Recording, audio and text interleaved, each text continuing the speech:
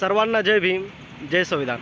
भावांनो, सध्याच्या परिस्थितीमध्ये सोशल मीडियाचा जमाना आहे आणि सोशल मीडियावरती ट्रेंड करण्यासाठी काही लोक वेगवेगळे स्ट्रगल करत आहेत. कोणी वेगळा स्ट्रगल करतो, पण काही जे भक्त आहेत त्यांचा वेगळाच उद्देश आहे. ते काय करतात, एक बाजूला देवधर्मांच्या पूजा करतात आणि दुसऱ्या बाजूला आपला उद्योग चालू ठेवतात. तर भाऊनो, आता ही जे भक्त आहे हिचा व्हिडिओ मी तुम्हाला दर्शविणार आहे, तर हिचा व्हिडिओ तुम्ही शेवटपर्यंत बघा.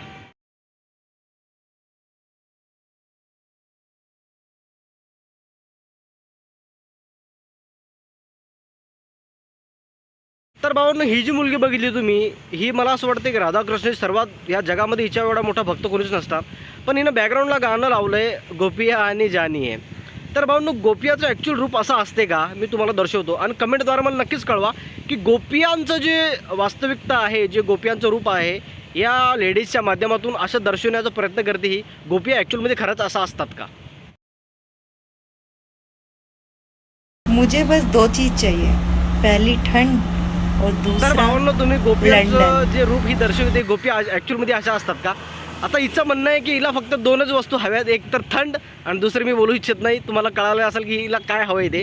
पण भावांनो, ही जे ट्रेंड करण्याचा प्रयत्न करताय ना की एका बाजूला आम्ही धार्मिक आहोत आणि दुसऱ्या बाजूला हे असे चिछोरे चाळे करतात, हे बंद करावे. आणि कारण की माझे सुद्धा काही मित्र आहेत हिंदू समाजातील, माझे घनिष्ठ मित्र आहेत, ते म्हणतात की हे फक्त फॉलो आणि लाईक्सच्या माध्यमातून आपला प्रचार कशा पद्धतीने करता येईल याचाच स्टडीमध्ये असतं कंटिन्युअसली, की कसा अभ्यास करून आम्ही ट्रेंडमध्ये जावं, बरोबर ना.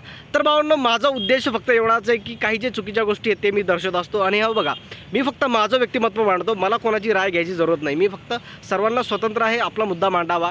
पण माझा मुद्दा हाच असतो की जे मला रॉंग वाटतं मी ते दर्शवत असतो, बरोबर ना. आणि माझा आणि माझा कुठल्याही समाजाला दुःख पोहोचवण्याचा हेतू नसतो. मी माझ्या समाजातील काही कंटकांना ट्रोल करत असतो, ठीक आहे. माझा कुठल्याही समाजाबद्दल खेद नाही आहे किंवा मी कुठल्याही समाजाच्या भावना दुखीत इच्छुक नाही आहे. तर भावांनो, तुम्हाला हा व्हिडिओ नेमका कसा वाटला मला कमेंटद्वारे नक्कीच कळवा. भेटूया पुढच्या व्हिडिओमध्ये. जय भीम आणि जय संविधान.